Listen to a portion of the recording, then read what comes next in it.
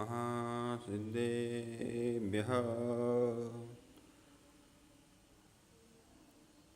श्री 1008 पार्श्वनाथ भगवान की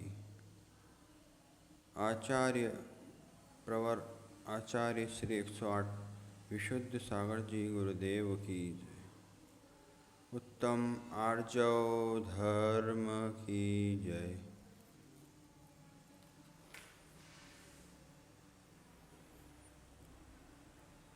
भव्य बंधुओं, भगवान वर्धमान स्वामी के शासन काल में विराजमान होकर हम पर्युषण महापर्व को आत्मसात करने के लिए, उद्घाटित करने के लिए, उनका स्वभावभूत परिणमन करने के लिए विशेष व्याख्यान को यहाँ सुन रहे हैं। जयवंत हो जिनवाणी, जयवंत हो श्रवण संस्कृति। आज उत्तम आर्जव धर्म की व्याख्या करते हुए भव्य जीवों के लिए भगवान सर्वज्ञ प्रभु ने इतनी मार्मिक व्याख्या की कि जिसमें यह बता दिया कि हे जीव, तू जैसा दिखना चाह रहा है, जैसा है वैसा दिख नहीं रहा है, तो मायावी कुटिल परिणाम है। जैसा है वैसा नहीं दिखता है तो अधर्मात्मा के परिणाम है। जो है सो है आत्मा का स्वभाव। कुंद स्वामी ने बताया कि जो है सो है आत्मा का स्वभाव, जो है सो है। जैसा आत्मा का परिणाम है, धार्मिक परिक्रमा लगाएगा जीव तो धार्मिक कहलाएगा, अधार्मिक परिक्रमा लगाएगा तो अधार्मिक कहलाएगा। कैसे? हे मित्र, जब घर में रहते हो तो और कुछ परिणाम होते हैं, मंदिर में रहते हो तो और कुछ परिणाम होते हैं। इन दोनों में भाव की समानता एक जैसी नहीं है। क्यों नहीं है? क्योंकि आपने अपने परिणामों को उत्तम आर्जव धर्म के दर्शन नहीं कराए। उत्तम आर्जव धर्म ही अपने आप में ये कह रहा है कि जैसा व्यक्ति नहीं है, अपने आप को वैसा दिखाना चाहता है, इसलिए मायाचारी करना पड़ती है। और माया कुटिल, कलुषित, अधार्मिक, ये सारे परिणाम जीव को एक दिन अधोगति में लेकर जाते हैं। इस देश में बहुत सारे ऐसे लोग हैं जो जादू दिखाना चाहते हैं। सुधीर भाई, बहुत सारे ऐसे लोग हैं जो देश में जादू दिखाकर आपको प्रभावित कर लेते हैं। लेकिन आप किसी से प्रभावित हो गए तो आप धर्म से प्रभावित नहीं हो पाते हो, और अधर्म से प्रभावित हो गए तो अधर्म में चले जाते हो। किसी से प्रभावित नहीं होने का नाम ही अध्यात्म विद्या है। एकमात्र अध्यात्म विद्या जो किसी से प्रभावित नहीं होती। हे वर्धमान स्वामी, आप जादू दिखाकर किसी को प्रभावित नहीं करते। आज पंकज भाई, आज आप किसी व्यक्ति से कह दोगे, उत्तम आर्जव धर्म की व्याख्या सुन रहे हो आप, काले सर्प को बीन बजाकर सपेरा पिटारे में भर लेता है, रख लेता है। ओहो, ऐसे ही माया के परिणामों से, मधुर वाणी से, मधुर बीन की आवाज़ से सर्प भी टोकरी में आकर बैठ जाता है। ऐसे ही मित्र, यदि किसी मधुर वाणी को सुनकर आप प्रभावित हो गए, एकांत की हो या अन्य मिथ्यात्व की हो, लोक मूढ़ता की हो, जगत मिथ्या की हो, माया मिथ्या की वाणी से आप प्रभावित होकर बैठ गए तो आप ध्यान रखना, उत्तम आर्जव धर्म को आप प्राप्त नहीं कर पाओगे और उल्टा अपने सम्यक दर्शन को खोकर अधोगति में प्रवेश कर जाओगे। भगवान 18 दोषों से रहित हैं। भगवान वीतरागी सर्वज्ञ हितोपदेशी हैं। भगवान प्राणी मात्र का हित चाहने वाले हैं। मात्र ईश्वर को मानने वाला ईश्वर को नहीं मानता, ईश्वर को भी वही मानता है जिसके कार्य पूरे होते हैं। कई लोग मिल जाएंगे आपको ईश्वर को मानने वाले कि हम ईश्वर को मानते हैं, हम ईश्वर को मानते हैं, लेकिन जैन दर्शन ईश्वरवादी दर्शन नहीं है। जैन दर्शन पंकज भाई अवतारवादी दर्शन नहीं है। जैन दर्शन उत्तम आर्जव धर्म की व्याख्या करने वाला जैन दर्शन है, जो बताता है चाहे घर में रहो चाहे मंदिर में रहो, परिणाम मंदिर के समान बनाए रखो।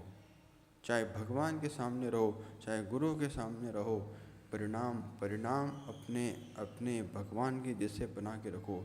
जिसको भगवान बनना है वो किसी से प्रभावित नहीं होता, और किसी को प्रभावित करने के लिए आप कुटिल परिणाम कर रहे हो, घोर मायाचारी का दोष लगता है। हाँ महाराज, मैं तो बहुत द्रव्य लगाता हूँ, मैं तो भगवान को श्रीफल चढ़ाता हूँ, मैं भगवान को बादाम चढ़ाता हूँ, मैं भगवान को नाना द्रव्य चढ़ाता हूँ। पंकज भाई, आप भले ही नाना द्रव्य भगवान को चढ़ाते हो, लेकिन ध्यान रखना उसमें आपकी इच्छा पूर्ति के लिए आपने भगवान को जल भी समर्पित किया है, तो वो संसार का ही कारण है। संसार जलम निर्वपामिति बोलकर आप मायाचारी कर रहे हो कि मेरे मेरे मेरे निज कार्य की पूर्ति हो जाए। चंदनम निर्वपामिति स्वाहा, मायाचारी। हे मित्र, यदि संसार को छोड़ने के भाव है तो आप संसार से विरक्त होकर चंदनम निरूपामिति बोलोगे तो मायाचारी का नहीं होगा, मायाचारी का दोष नहीं लगेगा, आपको उत्तम आर्जव धर्म प्रकट होगा। ओहो, बाजार में जाकर दुकानदार से कहता है, ये सुधीर भाई, चढ़ाने वाली बादाम मुझे दे दो। दुकानदार समझ जाता है, भैया वही वाली जो पिछले महीने दी थी। ये कहता है, हाँ वही वाली। फिर धीरे से अपनी जेब देखता है कि ज़्यादा तो नहीं लेके आ गया। मित्र, भगवान के दरबार में गलती से भी ज़्यादा द्रव्य भी चढ़ा दोगे तो दोष नहीं लगेगा, उल्टा तुमको पुण्य ही लगेगा, और मायाचारी पूर्वक चढ़ाओगे तो महाघोर दोष लगेगा।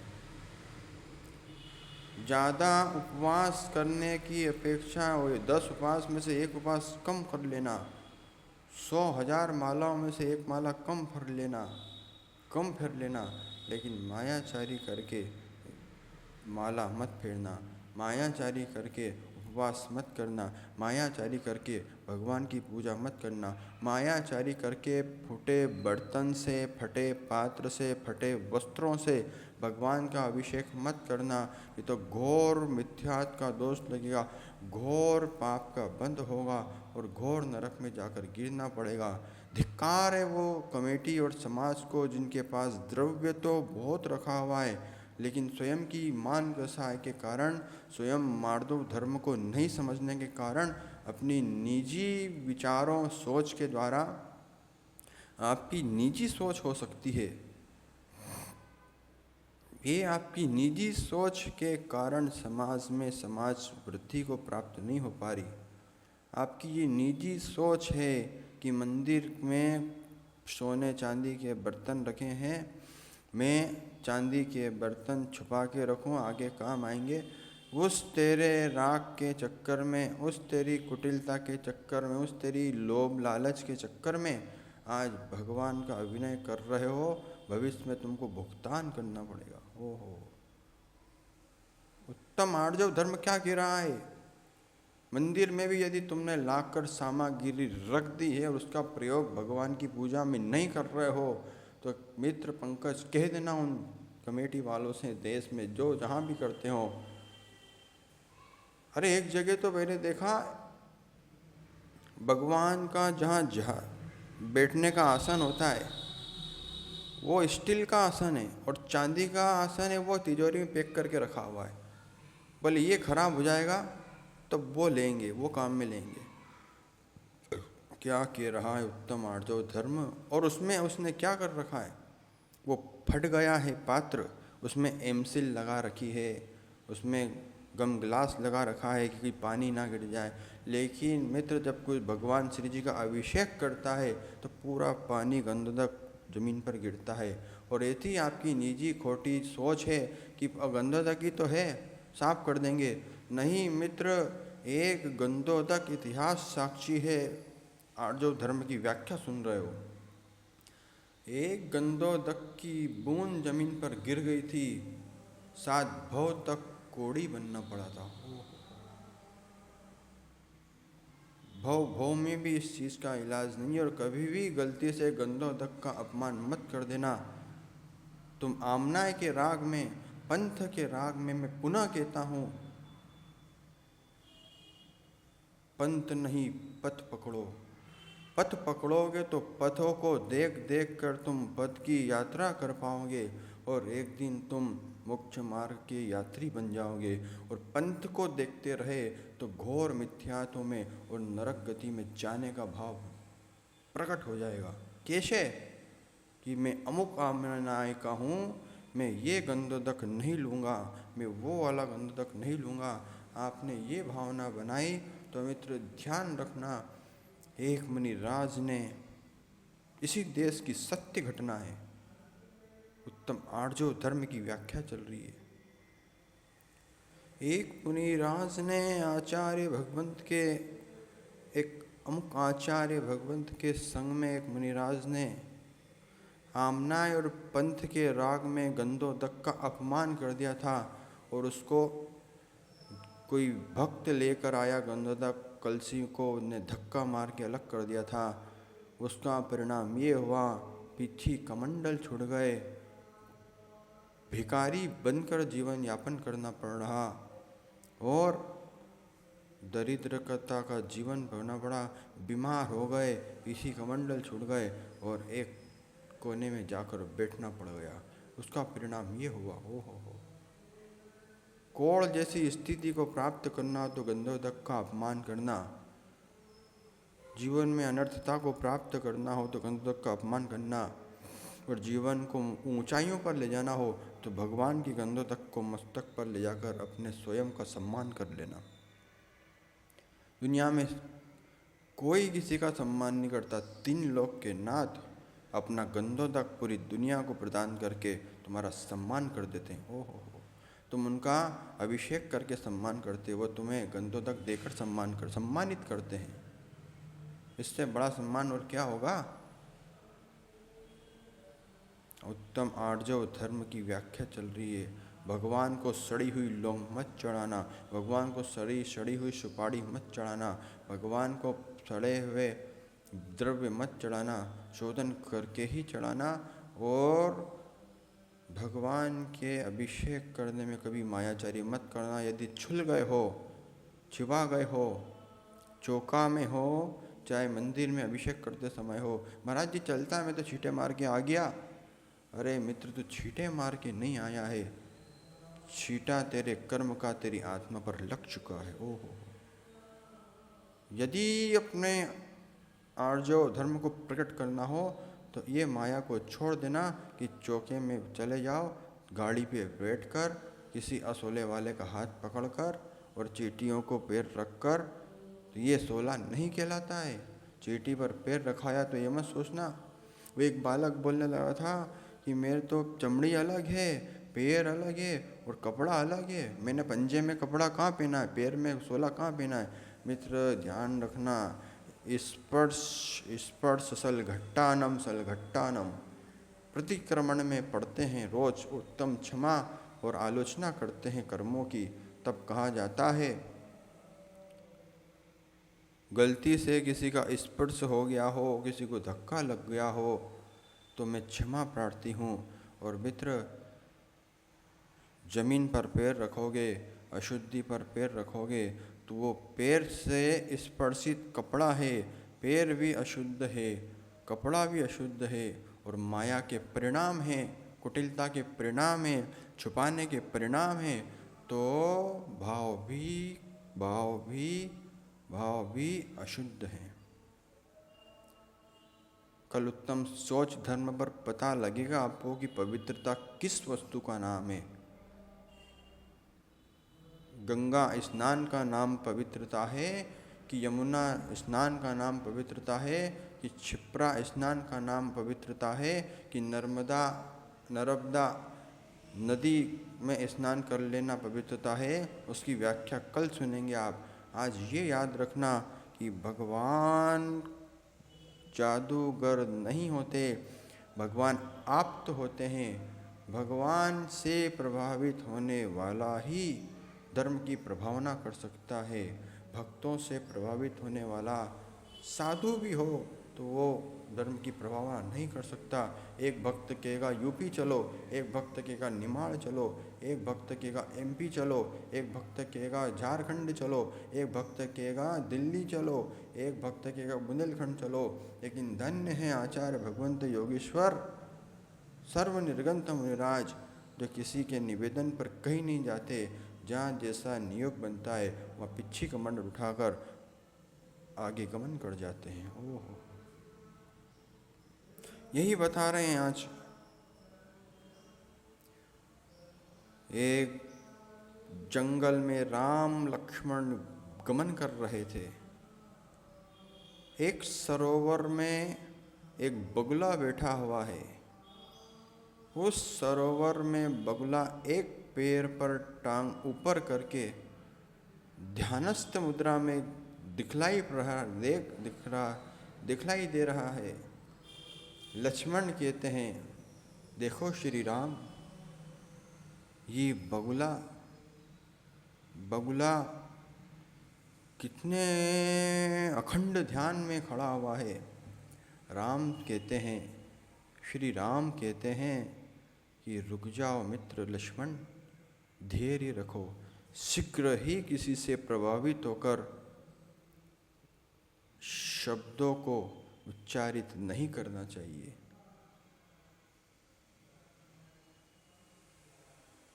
आज आपके साथ भी यही होता है। आप टीवी में, मोबाइल में, यूट्यूब में, इंस्टाग्राम में न जाने कौन कहाँ से कैसे कैसे वीडियो देख लेते हैं।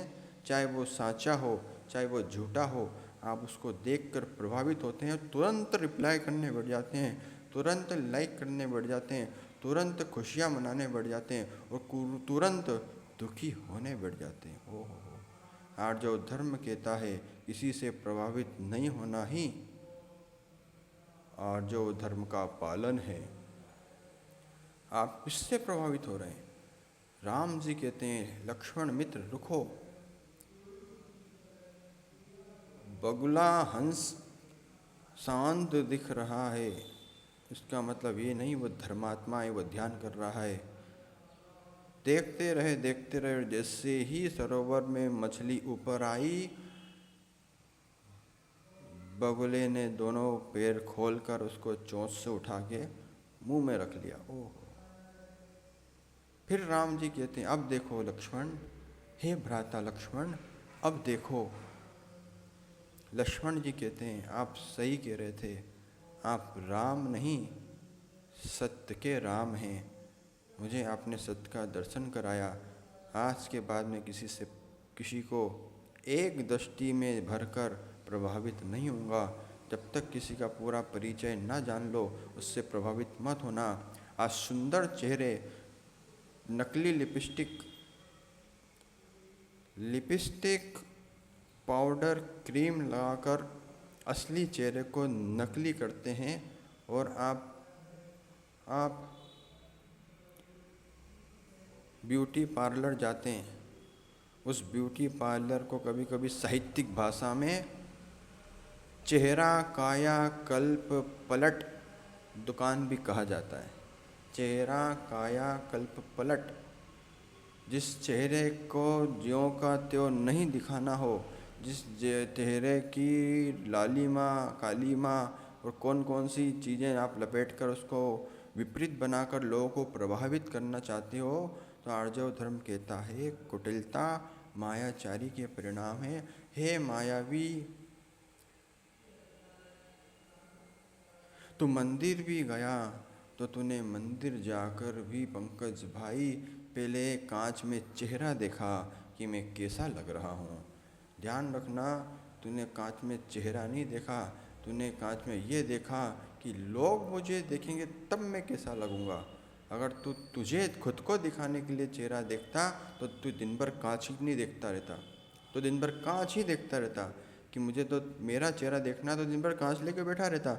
लेकिन नहीं, जब भी मंदिर जाता है, जब भी कहीं जाता है, तो लोगों के सामने मैं कैसा लगूँगा ये पहला ध्यान रखता है। और जहाँ तेरा चेहरा मुरझाया दिखा, तुरंत तो क्रीम पाउडर लगा के पोत कर लोगों को प्रभावित करता है। घोर माया है, घोर माया, जगत माया, जगत माया।